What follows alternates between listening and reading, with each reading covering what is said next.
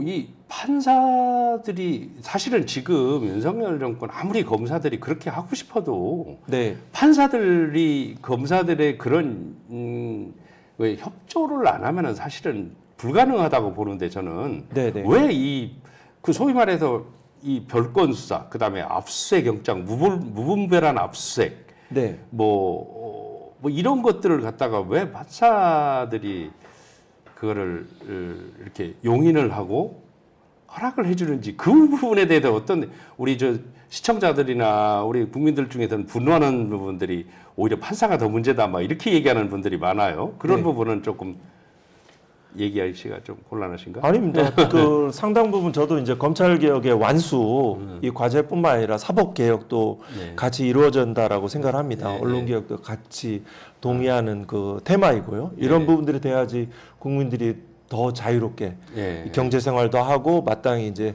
표현의 자유도 누리고 네, 행복해질 네. 수 있기 때문에 하는데 지금 저도 역시 마찬가지로 왜 법원이 제 역할을 하지 못함으로 해서 네. 이런 상황들이 발생하느냐 그렇죠. 하는 생각을 같이 저도 공감합니다. 예.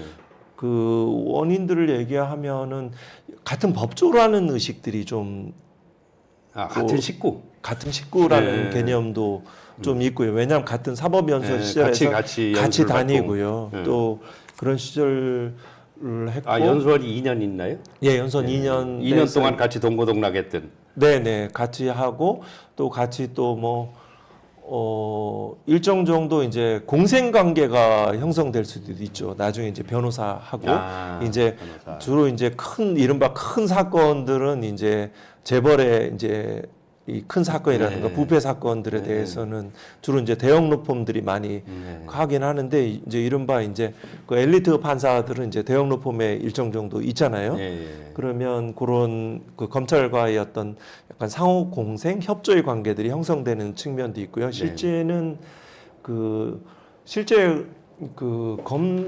저는 이제 이렇게 검사가 수집한 증거와 공판에 대해서 일정 정도 그 판사들이 설마 검사가 속일까, 검사가 거짓말할까라고 이렇게 신뢰를 둠으로 해서 그렇죠. 검사한테 어떻게 속고 보면은 전권을 주는 거예요. 검사한테 속고 네. 검사가 제시하는 많은 그 기술들, 네. 전문성, 형사재판을 담당하는 판사들은 상대적으로 민사재판을 더 오래 하지 행사재판도 행정재판도 하고요. 네.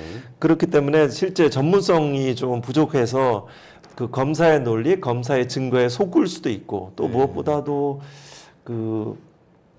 뭐 예를 들어서 이럴 수가 있을 것 같아요. 무리한 수사, 무리한 기소가 있으면 과감하게 뭐 공소장 변경 요구도 할 수 있고 뭐 공소 취소도 할 수 있고 더 이상 유죄가 증명이 안 될 것 같다면은 그냥 변론을 종결하고 그냥 무죄 판결을 선고하면 되죠. 그렇죠. 영장 기각하면 되죠. 불구속 수사 원칙이잖아요. 근데 그 발부를 하거든요. 언론에 많이 보도가 되고 이러면 아니 저는 최근에 그 이화영 전 부지사 사건을 보면서 어떻게 기소를 해놓고 1심 재판을 안 하는 한 재판 1심 아니 1년 8개월 동안을 그냥 구치소에다가 피의자를 놔둘 수가 사실 그러면 나중에 그 피의자가 무죄가 나오면 1년 8개월 동안 사는 경우는 어떻게 저기를 해야 되는지요?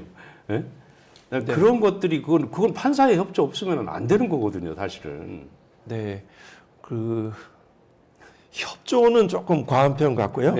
협조는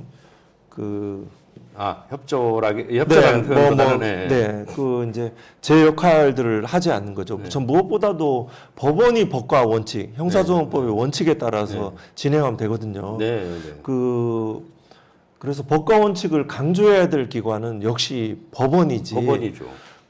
사실은 사법의 보루라고 그러죠. 마지막 그렇죠. 아니면 법원이 흔들리면 나라가 흔들립니다. 정말로. 예. 그게 최후로 믿는 기관 자체가 신뢰를 잃으면 안 됩니다. 그렇죠. 그런데 이제 이화영 사건에 대해서 제가 실제는 알지 못하는데요. 다만 절차 관련해서 1심 구속 기간 6개월이잖아요. 이거를 별건으로 계속 영장을 발부하면서 한 거죠. 그러면 이 부분에 대해서 이 사람이 과연 증거인멸과 도주 우려가 있었는지 왜 그렇게까지 해야 되는지 이런 절차적 측면에 있어서 과도한 인권 침해가 이루어질 수 있다. 예. 그리고 이렇게 되는 것 중에 하나가 되게 무리한 수사의 표징들은 그 증거로서 생각할 수 있는 거 생각보다 훨씬 더 엄격한 동제가 필요합니다. 제가 검찰에 판사할 때는 몰랐습니다. 그 뚜렷한 물적 증거와 객관적 증거가 없을수록 진술 증거, 사람의 말에 의존하게 됩니다. 근데 원래 진술 증거는 증거로서의 효력이 거의 없지 않습니까, 그냥? 네, 뭐 이제 자백에 대해서 이제 보강 증거가 있어야 된다고 하지만 진술 증거는 이제 뇌물죄에 있어서는 좀 그렇죠. 뭐 뇌물죄라든가 이런 거는 꼭 자백이 있어야지 그걸 받지 않으면 수사 성공하기 어렵다라고 해서 결국 특수부 검사의 유능한 점의 첫 번째 표지는 자백 잘 받는 거, 또 언론 플레이 잘하는 게 이제 과거에 그렇게 인정을 받았죠. 그런데 이제 진술 뭐 여러 번 부르는 거 있잖아요. 한 사람에 대해서 수십 차례 부르고 똑같은 내용을 기소하고 나서 그게 이제 특수부 기법이죠. 많이 불러고 그리고 그 진술 증거를 이제 예를 들어서 법원의 증인의 신빙성 판단에 대해서 좀 아쉬운 점은 뭐냐면 구체적이고 생생하다. 또 진술이 일관성이 있다라는 거에 대해서 높은 신뢰도를 부여하는데 꼭 그렇지 않을 수 있다는 거죠. 그렇죠. 구체적이고 생생한 서사를 그러니까 검사가 만들 수도 있어요. 그 재수와 검사라는 그 뉴스타파 시민보호 기자의 책을 제가 아주 감명 깊게 봤는데요. 또 저기 미국의 허위자백과 오판이라는 책이 있어요. 미국의 실제 수사기관들이 많은 거짓을 말한다.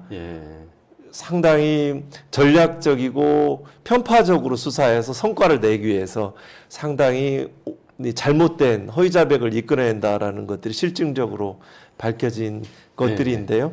제가 이런 질문을 드려도 이제 부장님한테 될지 모르겠습니다. 그 소위 말해서 요새 그 무슨 뭐 그 술 파티, 진술을 허위 자백을 받아내기 위해서 술도 주세요. 검사실에서 뭐 저녁도 쓰고 술도 주고 뭐 이랬다고. 근데 실질적으로 그런 역할을 했던 그 아까 그 제보자 X 뉴스타파에 나오는 그 제보자 X 그분을 이 자리에 오셨었어요, 그분이. 근데 그분들이 얘기를 하는 거 보면은 자기가 직접 했다는 거죠. 그렇게 몇 호 검사실에서 어떻게 했고. 근데 우리 부장님이 2년 8개월인가 하여튼 그 검찰부장을 하시면서 그럴 소지가 있다고 보세요? 전혀 아니라고 지금 막 아주 강력하게 부인하고 있는데. 제가 뭐 전체적인 사실관계는 모릅니다. 모르죠. 그게 그래서 제가 조심스럽게. 그래서 이제 그 질문하셔서 이제 그 생각을 해보면 제가 경험했던 건 이제 한명숙 전 국무총리 이제 모해이준 교사 사건을 경험하는데요.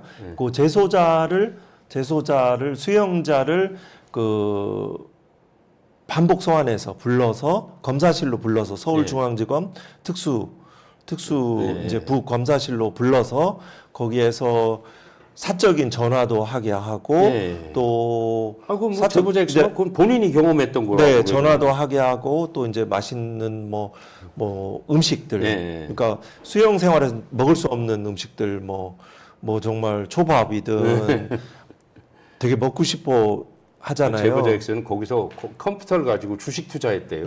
그런 뭐 전체적인 이제 증거들이 있어야 더 확실하게 할 수 있겠죠. 그 음식 제공하고 사적인 편의 제공을 하고 여러 가지를 했을 때 과연 그 진술이 이렇게 유리한 진술을 받아내기 위한 것. 특별히 좀 기억나는 것 중에 하나는 당시 이제 저는 한만호 이제 고인이 되셨죠. 그 한만호가 이제 사업을 이제 재개해야 되겠다 내지는 여러 가지 뭐 사항들 속에서 그게 약점이니까.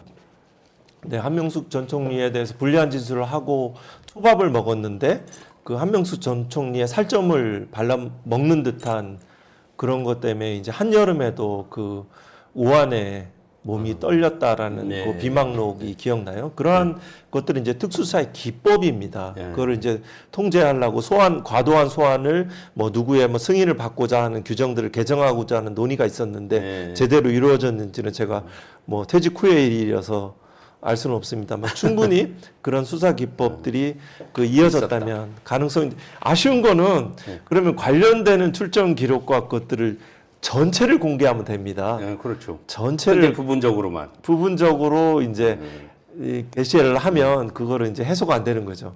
그렇게 하고 실질적으로 기소돼서 형이 확정이 돼가지고 교도소에서 지금 형을 수용을 하고 있는 사람들이 검사가 부른다고 해서 물론 검사가 불러서 거기 가서 이제 대우를 받고 이러면 좋으니까 나가겠지만은 검사가 불러도 상관없나요? 아무 혐의도 없는 사람을?